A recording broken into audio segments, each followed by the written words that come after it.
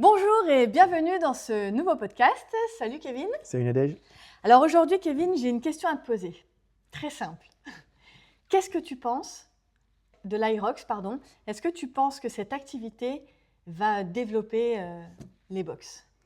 Écoute, c'est une excellente question. Je pense qu'aujourd'hui, l'Aerox est une activité qui est super. On a quelques clients qui ont mis l'Aerox. Je pense que c'est quelque chose aujourd'hui qui est très à la mode, hein. Comme le CrossFit l'a été il y a quelques années, aujourd'hui, on a beaucoup de CrossFitters qui mettent l'Aerox. Mais par contre, il y a quelque chose que je constate. Aujourd'hui, on a des clients qui avaient du CrossFit, qui sont passés à l'Aerox, mais qui ne gagnaient toujours pas d'argent. Ce qu'il faut comprendre, Nadège, ce n'est pas l'activité qui fait que le club va gagner de l'argent, même si c'est une super activité. C'est la capacité aujourd'hui à ces clients de pouvoir aujourd'hui avoir une vraie stratégie de prospection, de vente et avoir les bonnes formules d'abonnement. Et c'est vraiment une bêtise et une illusion totale de penser qu'en mettant de l'Aerox, vous allez avoir un quart de bus qui va se dire « Hey, il fait de l'Aerox, on court tous chez lui ». L'Aerox, je pourrais comparer l'Aerox, si tu veux, à… Prenons le cas dans un restaurant. Dans un restaurant, il y a des congélateurs. Si tu veux, quand tu as beaucoup de débit, c'est bien d'avoir un très bon congélateur. C'est un outil pour le bon fonctionnement. C'est une activité qui plaît, qui est une activité sympa, mais ça reste juste un outil. C'est pas parce que, par exemple, dans une box, tu as un rameur, que tous les mecs disent « Ah, il a le nouveau rameur, on court, on y va !» Mais c'est de la bêtise. Donc, si tu veux, il y a une illusion collective. Il y a une illusion collective de 80% des honneurs qui pensent que quand ils vont mettre de l'Aerox chez eux, ils vont faire plus de chiffres. Et d'ailleurs, on a des clients chez nous qui ont mis de l'Aerox et qui n'ont pas fait plus de chiffres, qui ont juste eu plus de charges, plus de cours, plus de machin. Je ne dis pas que l'Aerox amène des charges en plus. Je dis que ce n'est pas ça qui va développer l'activité. Même si ça reste une activité très sympa et mes clients qui ont mis ça en place, ils aiment bien l'Aerox. Et moi-même, je trouve ça très sympa comme activité. Voilà. Alors du coup, moi, je me sens un peu concernée parce que je pratique ces activités que tu cites. Et pour le coup, je ne reste pas, moi, une sportive de très très haut niveau, mais un petit peu quand même.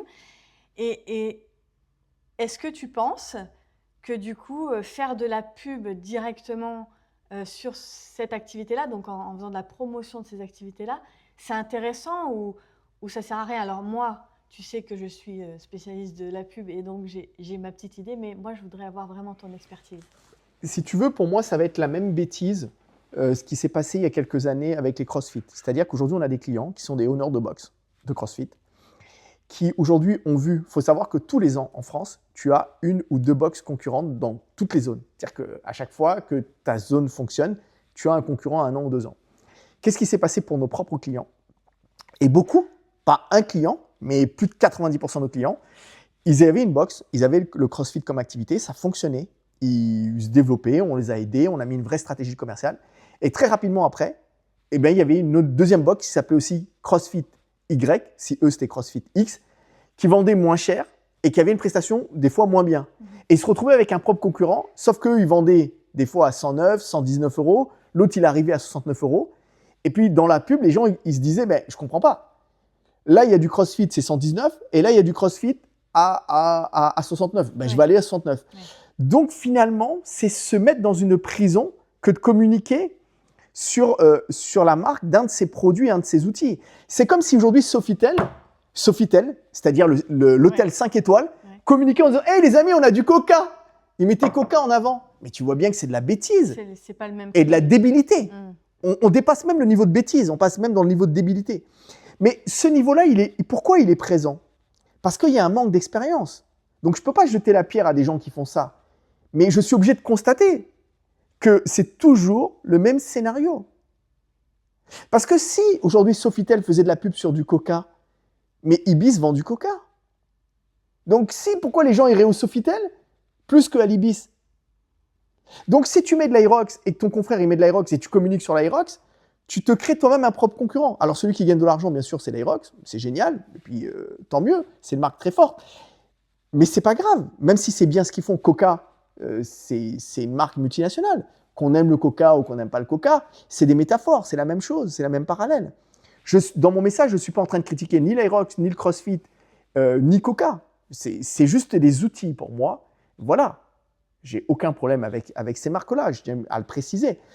Mais il faut comprendre, aujourd'hui, moi, mon métier, c'est d'aider les gérants de box à développer leur business. Mais l'illusion qui s'est passée pour 90% de mes clients avant de travailler avec moi, c'est qu'ils pensaient que l'argent était généré par l'activité.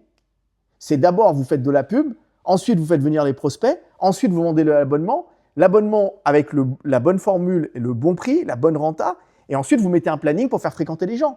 Ça veut dire que ce soit l'Aerox ou le Pilate ou le cross-training ou le CrossFit arrive bien à la fin et pas au début.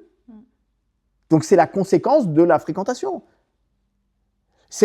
On peut reprendre l'histoire, même si on va beaucoup plus loin. Moi qui viens du marché du fitness, à l'époque, quand je travaillais pour une société très connue où on vendait des programmes de formation à tous les clubs de fitness, à l'époque, il y avait Zumba. Et il y avait énormément de clubs qui avaient Zumba. C'était connu, il y avait même la chanson Zumba et Zumba A. Mais c'est pas parce que les clubs de fitness avaient Zumba qu'ils gagnaient de l'argent. Oui, bien sûr. Et d'ailleurs, j'en connaissais beaucoup qui avaient Zumba et qui ne gagnaient pas d'argent. L'argent n'est pas généré par le produit. Le produit est un outil est un produit pour fidéliser les clients. Les clients, au début, ils achètent juste pour avoir des résultats. Alors, c'est vrai qu'aujourd'hui, on a une tendance à acheter des activités. Mais si vous êtes uniquement dans l'activité, ça veut dire que vous n'avez pas d'identité. Vous n'êtes pas unique. Vous êtes un mec qui vend le même produit, un de plus qui vend le même produit qu'ailleurs. Et ça, c'est catastrophique. Et Kevin, si tu me le permets, des fois on prépare nos podcasts et des fois on ne les prépare pas. Et là, on n'a pas trop préparé, mais j'ai quand même une question à poser si tu Pas me du le tout, permets. même si tu veux savoir. J'ai une question à te poser de mon expérience, donc, d'accord. Je sais qu'il y a beaucoup de honneurs qui écoutent ces podcasts. D'ailleurs, plus que parfois on peut l'imaginer. Et souvent, tu dis il faut vendre la bonne quantité, au bon prix, etc. Et moi, j'ai eu écho donc d'une box qui a décidé d'augmenter ses prix. Très bien, jusque-là, il n'y a pas de souci. Sauf que du coup, cette box s'est mise en conflit avec ses membres fondateurs, a perdu beaucoup de clients, a très mal communiqué, a mal géré la chose. J'aimerais bien, s'il te plaît, que tu remettes un peu l'église au milieu du village, comme on dit, et que tu nous dises peut-être ce qu'il faut faire, pas faire, ou en tout cas, je ne sais pas, que tu me dises, parce que je me dis, tiens, ça craint, il a voulu mettre un truc en place et il s'est retrouvé avec plein de problèmes. Pourquoi ? Alors, je pense que la question, c'est le sujet d'un podcast complet, mais je vais essayer de répondre brièvement à cette question. Et précisément, il faut savoir qu'aujourd'hui, beaucoup d'honneurs ont créé ce qu'on appelle des membres fondateurs avec des prix. Donc, on les a fait fréquenter, et puis on se retrouve aujourd'hui par ces membres fondateurs, c'est comme s'ils étaient aujourd'hui, déjà le terme il est très mauvais, fondateur, c'est comme s'ils avaient fondé la boxe. Donc, ils se retrouvent un petit peu dans une identité de la boxe m'appartient, on a payé, on a aidé le gérant à créer sa boxe. En gros, c'est grâce à nous qu'il vit. Et puis, quand tu augmentes les prix, ils trouvent ça injuste, ils ne comprennent pas. Sauf parce que je pense que les honneurs, au départ, ils se sont dit, je vais vendre pas cher et je vais communiquer en gros, parce que certains crétins avaient créé des membres fondateurs. Donc, comme dans ce marché-là, ils se copient tous. Donc, les autres se sont dit, comme certains ont fait des membres fondateurs, nous, on va faire pareil. Ce n'est pas parce que certains honneurs sont des mecs très, très compétents techniquement et très bons, qui font de la compète, qui gagnent, qu'ils ont une intelligence commerciale efficace. Sauf que d'autres honneurs très jeunes vont regarder ces mecs-là et vont dire qu'ils sont très bons techniquement, donc ils sont bons commercialement. Il y a un biais cognitif qui se passe, mais qui est complètement faux. Donc, ils vont copier ça. Et donc, qu'est-ce qui se passe? C'est qu'aujourd'hui, ils se mettent la corde au cou. Parce qu'aujourd'hui, quand tu augmentes les prix, ils ne comprennent pas. Mais sauf qu'au départ, ta rentabilité n'était pas posée. Si tu veux, à chaque fois que tu veux vendre pas cher en pensant faire de la quantité, ça ne fonctionne pas. Parce que je l'ai dit dans plein de podcasts, vendre pas cher, c'est réservé à de l'industrie. C'est réservé au low cost. C'est réservé c'est des produits de masse. Basic Fit est un club de fitness de masse. Donc, si aujourd'hui vous voulez démarrer pas cher, c'est-à-dire que vous vous mettez dans un marché low cost. Donc, si vous avez un marché low cost, ça veut dire qu'aussi vous allez avoir aussi les problèmes et les comportements d'une clientèle. Les gens ne vont pas comprendre, vont râler, vont créer une mauvaise ambiance. Après, ces mecs-là, ils sont obligés d'augmenter les prix. Mais après, j'imagine aussi que tu as… Nous, on a mis des stratégies en place. Voilà, c'est-à-dire qu'avec nos clients, quand on travaille avec nos clients, on va le faire crescendo avec des étapes, on va avoir une communication particulière, on va travailler un planning, on va racheter des nouveaux cours pour justifier l'augmentation du prix. Donc tout ça, il faut l'amener de manière très intelligente. Mais si vous augmentez les prix parce que votre confrère il a augmenté les prix et que vous dites ça va marcher, oui, ça peut marcher, mais vous prenez aussi le coup de bâton derrière. Voilà. C'est-à-dire qu'on confond souvent, si tu veux, je pense que les owners aujourd'hui se copient entre eux.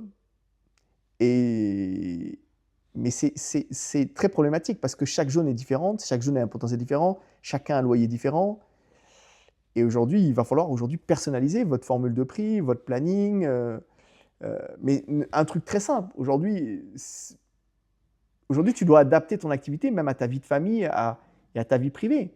Si tu as des gamins et que aujourd'hui, tu veux les voir un peu plus et que tu n'as pas d'autres profs pour t'aider, bah, tu adaptes un planning pour avoir une qualité de vie. Donc, on prend en compte, quand on travaille avec des clients, l'ensemble des paramètres de sa vie personnelle, de sa vie professionnelle, de sa zone, de ses charges, et on va arbitrer à travers ça. Sauf que souvent, il y a des owners qui voient nos clients avoir des résultats, donc ils vont sur Internet, et ils regardent et ils copient bêtement. Ben, à la fin, ils ont des problèmes parce qu'ils ont copié une partie sans avoir, au fond, tous les éléments de détail qu'on a mis en place. Donc, je ne sais pas si j'ai répondu à ta question. Oui, tu as très bien répondu. C'était une question en plus qui est venue comme un cheveu sur la soupe, donc merci. Est-ce que tu avais quelque chose à rajouter à ce merveilleux podcast ?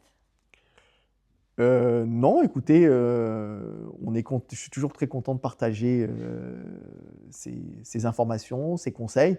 Et puis, si vous souhaitez en savoir plus, vous pouvez m'envoyer un message sur Instagram pour découvrir nos programmes, nos méthodes. Si vous voulez qu'on vous aide, envoyez-nous un message directement et on se fera un plaisir de revenir vers vous. Voilà, tout simplement. Super, merci beaucoup. Je t'en prie. À très bientôt les amis. Ciao, ciao. À bientôt.